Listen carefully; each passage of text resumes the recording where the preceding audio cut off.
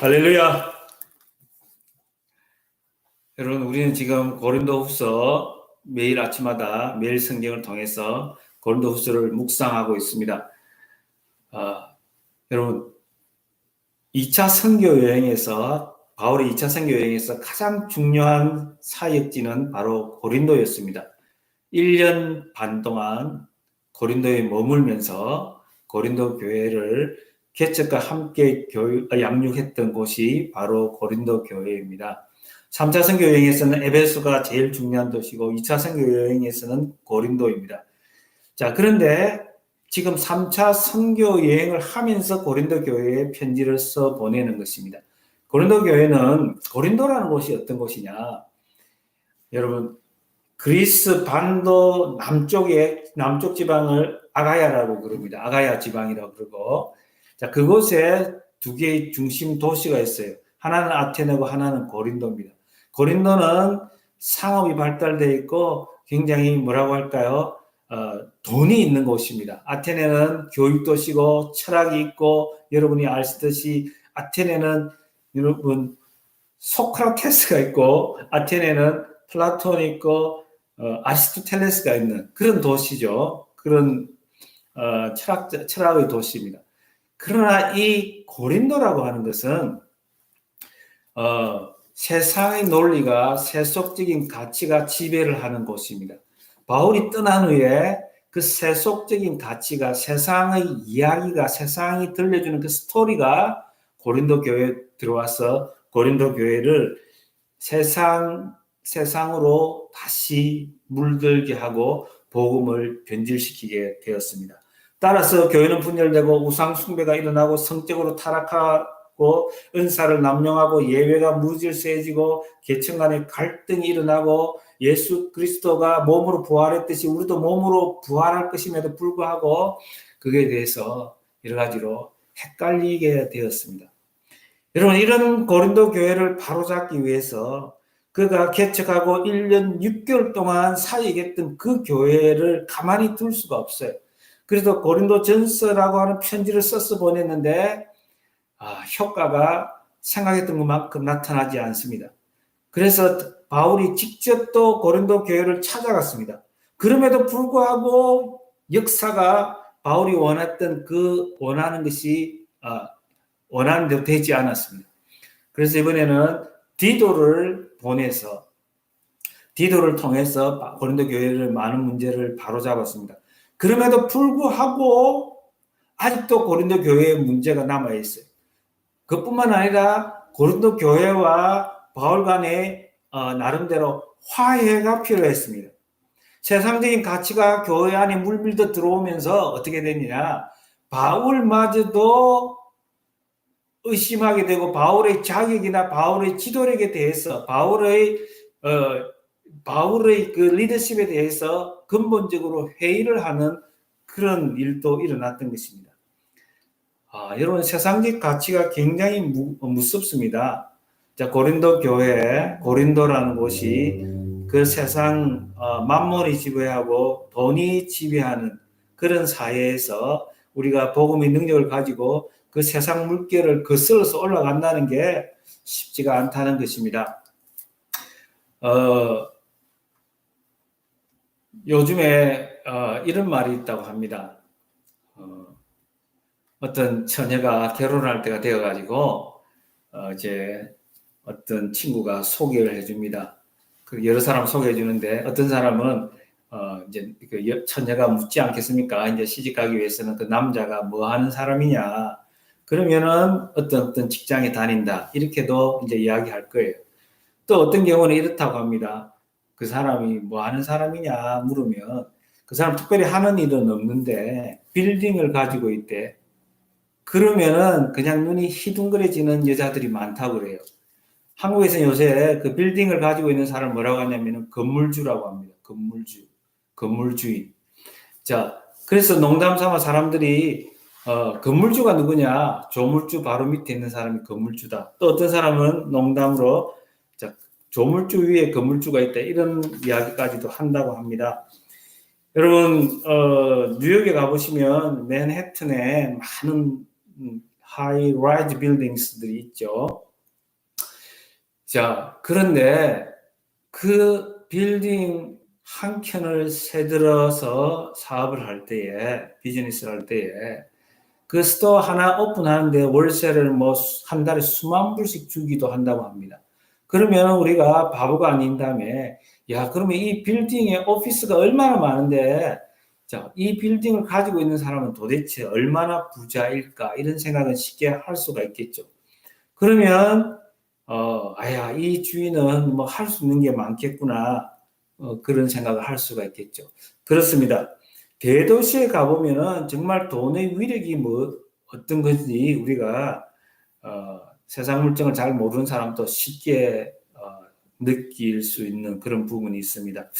자, 어쨌든 이 고린도라고 하는 곳은 자, 우리가 잘 아는 대로 그리스 반도 제일 남단에 있잖아요. 근데 요충지입니다. 돈이 있어요. 이제 지금은 로마의 지배하에 있습니다. 로마에서 멸망되었다가 로마가 다시 그 지역이 요충지이기 때문에 다시 도시를 건설했습니다. 신도시가 만들어졌어요. 신도시에 사람도 몰려오고 돈도 몰려오고 그런 상황입니다. 신도시 나름대로 신도시가 가지고 있는 스토리가 만들어졌어요. 그 스토리가 세상이 들려주는 세상의 values, 세상의 가치를 가지고 있는 그 이야기가 고린도 교회 안에 들어와서 고린도 교회를 변절시키는 거예요. 복음을 변절시키고 교인들을 또 변절시키고 그런 가운데 하나가 뭐냐? 자, 바울이 어떤 사람이냐? 바울 뭐 인간적인 면이 약한 면이 얼마나 많습니까? 자, 그런 면을 이제 세상적 기준으로 바라보는 것입니다. 바울이 뭔가 어떤 스펙을 가지고 있대, 뭔가 그 스펙을 받아봤어, 이렇게 바울 리더십에 대해서 도전을 하는 것입니다. 자, 그래서 3장 1절에 보면 우리가 다시 자천하기를 시작하겠느냐? 우리가 어찌 어떤 사람처럼 추천서를 너희에게 붙이거나 혹은 너희에게 받거나 할 필요가 있느냐? 우리가 다시 다시 스스로 우리 자신을 추천하겠느냐? 다시 우리 자신을 커맨드, 칭찬해서 우리가 어찌 다른 사람들처럼 추천서를 너희에게 보내겠느냐? 나를 어떻게 그런 식으로 세상이 하는 식으로 어떤 서류를 통해서 스펙을 가지고 내가 내 자신을 증명하고 입증하겠느냐? 너희들 그런 게 필요하냐? 응? 세상이 그렇게 하듯이 내가 그런 식으로 내 자신을 드러내야 되겠느냐? 바울이 말을 합니다. 너희는 우리의 편지라 우리 마음에 썩고 무사람이 알고 읽는 바라. 너희가 바로 우리의 편지다라고 말합니다. 추천서 필요 없고 너희가 바로 우리의 편지라는 거예요. 너희는 바로 하나님으로부터 온 너희 자신이 편지고 내가 너희들에게 그 편지를 전달해 주었다라는 것입니다. 나를 통해서 하나님이 너희들에게 전달해 준 것이 바로 전달해 줬는데 너희가 바로 편지라는 것이 우리의 편지라는 거예요. 3절에 보면 너희는 우리로 말미암아 나타난 그리스도의 편지니 이는 먹으로 쓴 것이 아니요 오직 살아계신 하나님의 영으로 쓴 것이며 또 돌판에 쓴 것이 아니요 오직 육의 마음판에 쓴 것이라. 자, 지금 이제 바울은 자기 자신의 리더십을 흔드는 그 고린도 교회를 향하여서 이런 세속적인 생각으로 해서 바울과 그들의 관계가 지금 금이 갖고 깨어져 있는데 이 깨어진 관계를 회복하기 위해서 지금 바울은 무엇을 염두에 두고 이야기하느냐? 어떤 대조를 통해서 비교를 통해서 자기 자신을 증명하고 우리가 누구인지 너희가 어떤 정체성 아이덴티티를 가지고 있는지 근본적인 문제를 제기하는 것입니다. 자, 구약과 신약을 비교합니다. 옛 언약과 Old Covenant, 옛 언약과 새 언약을 비교하면서 그 차이를 극명하게 드러내면서 우리는 어떻게 누군지 어떻게 살아야 하는지를 지금 이야기합니다. 여러분, 우리가 직분을 세우려고 합니다. 그러나 그 직분의 본질은 뭐냐? 우리 예수 그리스도를 소유하고 있는 사람, 예수님을 영접한 사람, 우리가 성령을 선물로 가지고 있는 모든 사람이 하나님의 직분자, 의의 직분자라는 사실을 우리는 알아야 됩니다. 목사고 장로 이런 사람만이 직분자가 아니라 넓은 의미에서는 우리 그리스도인 모두가 하나님의 직분자라는 사실을 우리는 알아야 된다는 사실입니다. 4절 보시면 우리가 그리스도로 말미암아 하나님을 향하여 이 같은 확신이 있으니 우리가 무슨 일이든지 우리에게서 난 것 같이 스스로 만족할 것이 아니니 우리의 만족은 오직 하나님으로부터 나느니라. 내가 뭔가를 증명해서 너희들로부터 세상 사람들로부터 인정을 받고 확인을 받을 때에 칭찬을 받을 때에 내 안에 만족이 오는 것이 아니라 나의 만족은 오직 하나님으로부터 온다는 것입니다. 그리고 우리는 본질적으로 어떤 사람이냐? 나 바울과 나와 일행인 선교 일행이었던 디모데와 실라와 누가는 우리만이 아니라 우리를 비롯하여 너희도 우리를 통하여 복음을 받은 너희도 새 언약의 일꾼이라고 말합니다. 그 새 언약의 일꾼을 9절에서 의의 직분이라는 말로도 표현하고 있는 것입니다. 새 언약의 일꾼이라는 것입니다. 옛 언약은 모세를 통해서 율법을 주시고 성막을 주시면서 장차 오실 예수 그리스도에 대해서 이야기했음에도 불구하고 여전히 그들의 눈은 너울로 수군으로 가리워져 그 사실을 보지 못하고 옛 언약에 빠져 있다라는 것을 이야기하는 것입니다. 새 언약의 백성은 예수 그리스도의 피로 맺은 자녀가 된 것이죠. 예수 그리스도의 피로 십자가로 말미암아 우리가 하나님과의 관계가 만들어졌고 우리의 관계는 바로 하나님은 우리의 아버지고 예수님은 나의 주님이고 나의 왕이고 나는 그의 자녀여 그의 동력자라는 사실입니다. 여러분, 새 언약을 우리는 잘 이해해야 합니다. 새 언약은 바로 우리와 하나님의 관계가 언약 관계라고 그랬어요. 하나님과 우리의 관계가 언약 관계고 우리의 관계를 붙들고 있는 것이 헤세드고 신약에서는 아가페입니다. 하나님의 사랑입니다. 그 사랑은 예수의 피로 만들어진 본드입니다. 예수의 피로 하나님과 우리 사이를 딱 묶어놓고 있어요. 하나님 우리를 먼저 사랑하셨고 일방적으로 찾아오셨고 은혜로 우리와 관계를 맺어주셨어요. 우리는 이 사랑을 깨달아야 합니다. 이 사랑에 광근적으로 임하는 이 사랑에 의해서 우리는 하나님이 주신 직분을 감당하고 살아가야 된다는 것입니다. 여러분 우리가 잘 알다시피 모세가 40주 40년 시내산에서 하나님과 대면하였을 때에 모세는 옛 언약의 중보자입니다. 모세는 오실 예수 그리스도를 미리 보여주는 그런 사람입니다.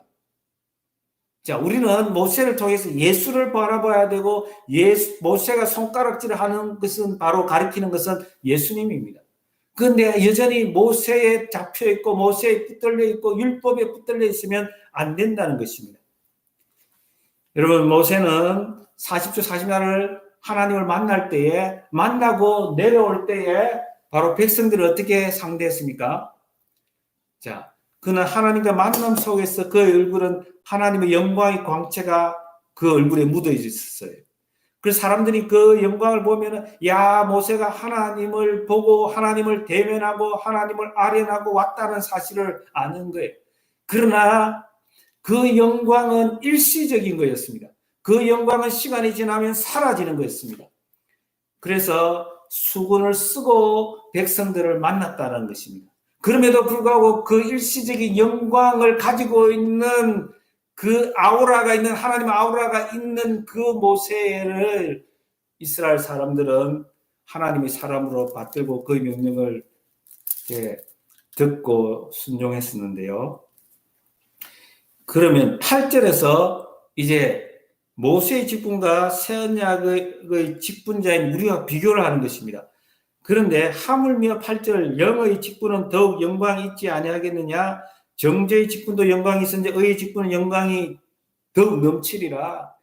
여러분 그 옛 언약 속에서 그 직분은 모세의 직분은 그 하나님의 말씀을 돌판에 새기지 않았습니까?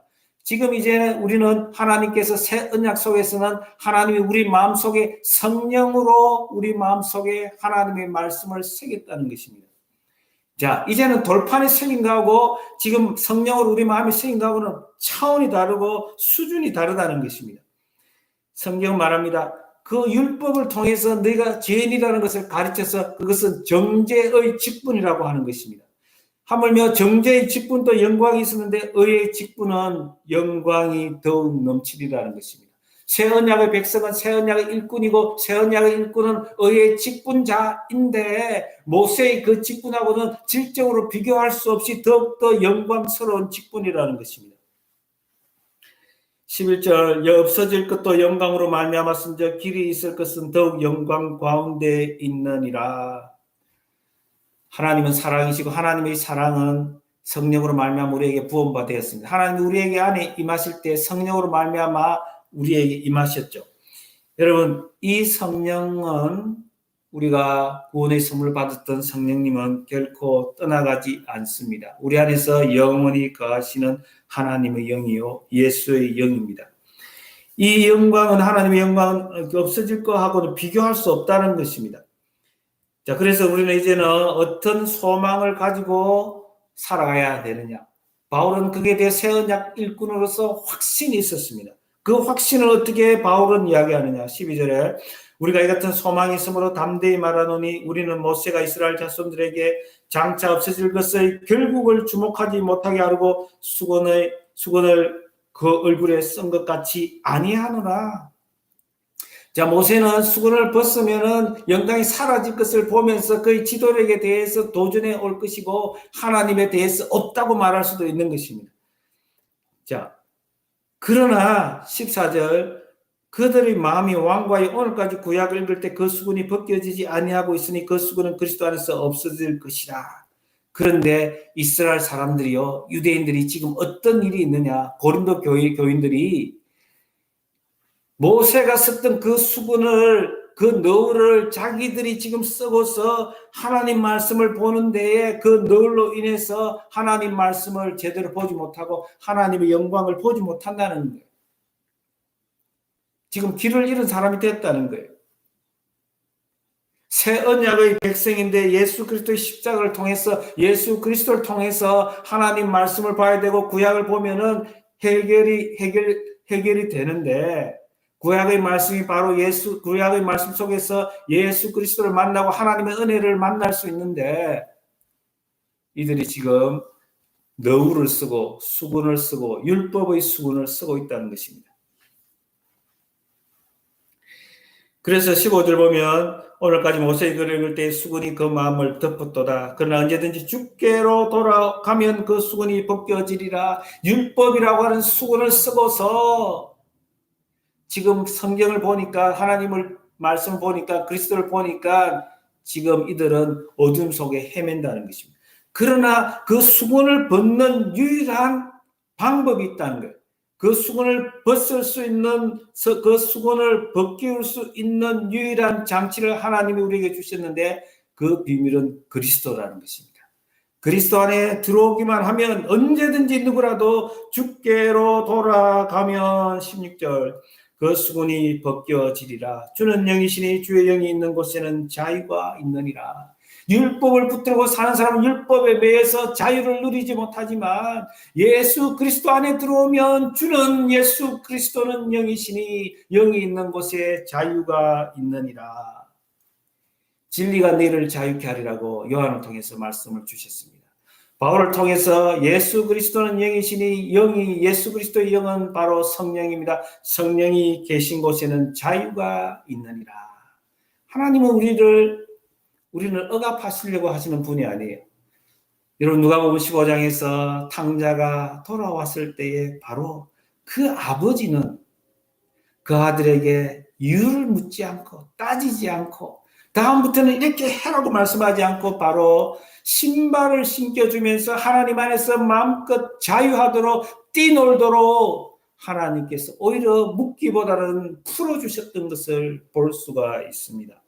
여러분 하나님 안에 돌아오면, 아버지 안으로 돌아오면, 예수 안으로 돌아오면, 성령 안에 있으면 우리는 하나님이 주시는 자유를 누릴 수가 있는 것입니다. 우리는 직분자입니다. 우리 모두는 직분자입니다. 그 직분자는 누구냐? 바로 새 언약의 일꾼이고 의의 직분자요 하나님의 영광을 드러내는 도구입니다. 영광을 요하는 빛이라고 말합니다. 여러분, 하나님은 빛이고 하나님은 빛 가운데 거하시고 그 빛 가운데로 우리를 초대하고 하나님과 예수 그리스도와 교제하게 하시는 분이 바로 하나님입니다. 여러분, 우리가 바로 그 빛 가운데 거하면, 빛이 우리 속에 들어오면 사귀는 만큼 우리는 더 큰 빛을 드러낼 수 있다는 것입니다. 하나님은 우리가 달이 되어서 하나님의 영광을 우리를 통해서 반사하기를 원하시는 것입니다. 사랑하는 성도 여러분, 하나님은 스스로 하나님의 빛을 드러낼 수 있지만, 하나님은 우리에게 먼저 빛으로 찾아오셨지만, 하나님은 세계를 구원하시려고 하는 그 원대한 계획을 우리에게 보여주시면서 하나님은 우리를 통해서 하나님의 영광을 드러내면서 하나님께로 세상을 인도하시고자 한다는 사실입니다. 여러분, 그러므로 우리는 어떤 직분을 가지고 있더라도 예수 안에 있으면 목사든지 장로든지 권사든지 누구나 상관없이 그가 그런 직분을 가지고 있지 않다 할지라도 우리가 예수 안에 있는 한 우리는 의의 직분자요 하나님의 영광의 도구라는 사실입니다. 그걸 다른 말로는 새 언약의 일꾼이라고 하는 것입니다. 여러분, 너무 멋있지 않습니까? 17절, 주는 다 같이 한번 읽어보겠습니다. 17절, 18절. 주는 영이시니 주의 영이 계신 곳에는 자유가 있느니라. 우리가 다 수건을 벗은 얼굴로 거울을 보는 것 같이 주의 영광을 보매 그와 같은 형상으로 변하여 영광에서 영광에 이르니 곧 주의 영으로 말미암느니라. 아멘. 자, 우리가 정말 이제 수건을 벗어 던져야 합니다. 우리가 하나님을 바라보지 못하고 뭔가 지금 어둑하게 지금 그냥 영적 장님이 되어서 살아가는 사람이 있지는 않습니까? 우리가 분명하게 하나님의 영광을 바라보고 그 영광을 바라는 세상의 빛이 되는 방법은 뭐냐? 우리가 바로 예수 안에 거하는 것이고 성령과 함께 살아가는 것이고 성령을 의지하는 거고 성령을 순종하는 것입니다. 여러분, 우리는 비록 연약하지만 질그릇 같은 연약한 인생이지만 우리 안에 예수 그리스도가 있다는 사실을 기억하면서 우리 안에 있는 그 보배가 바로 예수 그리스도고 복음이라는 사실을 기억하면서 하나님의 소원이 바로 우리를 통해서 하나님의 영광을 드러낸다는 사실입니다. 우리를 통해서 세상을 구원한다는 것입니다. 우리를 통해서 하나님을 세상이 만나게 한다는 것입니다. 여러분, 그 비밀은 예수 안에 있습니다. 여러분, 예수 안에 거하시면서 성령을 의지하면서 하나님의 동력자가 되시고 하나님 우리의 왕이심이 킹즈 파트너가 다 되어서 하나님을 기쁘시게 하는 우리 모든 아가페 교인이 되기를 주님의 이름으로 축원합니다. 우리 이 시간 한번 합심해서 기도하기를 원합니다. 여러분, 우리의 모습은 얼마나 연약합니까? 연약한 질그릇 그 자체입니다. 하나님 아버지, 너무도 연약한 질그릇 같은 나에게 하나님, 예수님이 내 안에 보배가 되어 주셨사오니 하나님, 보배를 바라보고 내 자신을 바라보는 것이 아니라 보배를 바라보고 하나님 영광의 도구로 쓰임 받을 수 있도록 하나님 도와주시옵소서. 이 시간 우리 오늘 주신 말씀을 기억하면서 하나님 이제 새 언약의 일꾼으로서 새 언약의 일꾼은 예수 그리스도의 피의 능력을 아는 사람들입니다. 오직 십자가를 바라보면서 십자가가 하나님의 비밀이요 하나님의 지혜인 것을 바라보면서 우리 이 시간 하나님의 뜻대로 살게 해주세요. 의의 직분을 행사하는 사람이 되게 하여 주시옵소서. 주여 한번 부르고 기도합니다. 주여 하나님 아버지 안에 감사를 드립니다. 세상이 너무도 악하고 음란하고 폐역한 이때에 하나님의 영광을 드러내는 도구로 우리를 세워주시고 하나님 아버지 이 시간까지 인도해 주신 것 감사합니다. 하나님 아버지 나는 비록 질그릇같이 연약한 존재이지만 아버지 하나님 주여 우리를 불쌍히 여겨 주시옵소서. 하나님 아버지 보배의 능력을 예수 그리스도의 능력을 믿고 의지하며 살아가게 하여 주시옵소서. 예수 그리스도 안에서 우리를 주여 우리가 진정 자유하게 하여 주시고 하나님 아버지 주여 우리의 메인 인생을 하나님 풀어주시고 자유케 하여 주시옵소서.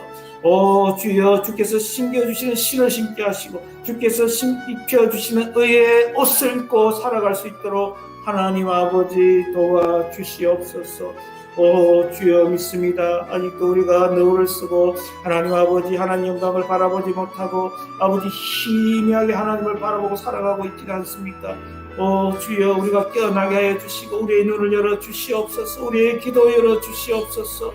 오 하나님 아버지 우리 모든 성도들을 기억하여 주시되 이 이민생활 속에서 하나님 아버지 정말 자유하며 기뻐하며 감사하며 주의 영광의 아름다운 통로가 되게 하여 주시옵소서. 오 주여 믿습니다. 하나님 아버지 주여 나를 통하여 영광을 받아 주옵소서. 우리를 통하여 하나님 아버지 영광을 받아 주시고 우리 모두가 하나님의 기쁨이 되게 하여 주시옵소서.